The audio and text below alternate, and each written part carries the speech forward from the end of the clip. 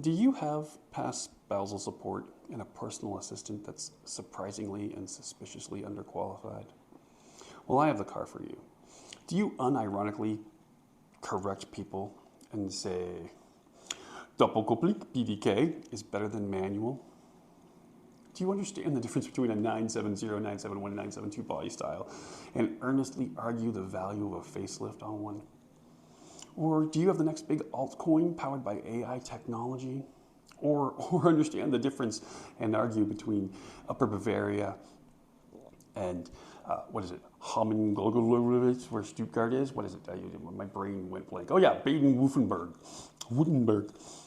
In all reality, all these things are arbitrary because you couldn't afford the GTS and went with the 4S, which is still great because it has 400 horsepower and a V8 and great torque and big wheels, and you probably own a windbreaker to match with the keys and the little decals you put on your car. And you unironically price match male performance pharmaceuticals and have a windbreaker that says Porsche on it. Maybe many windbreakers that say Porsche on it because they match your keys and your watch that you bought at the mall with that hard drive that's labeled Porsche. Here's the thing. I love all these things because they're utterly ridiculous, but it speaks to the value of the engineering and the brand that Ferdinand and his doctoral degree from Germany brought together. The car is well balanced. The engine is amazing.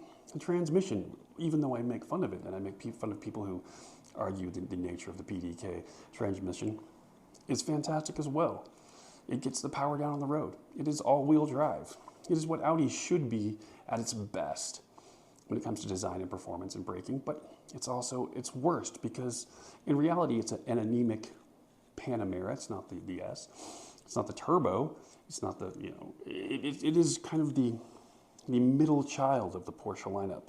Not only is it the middle child, it's the ugly middle child, and that makes it even worse. I do love the 5-circle tack, speedo, monitor, etc. It is iconic and it is beautiful, and I love the look of this engine. I love the look of the engine bay. I love the valve covers. I like that gigantic scuba style air intake.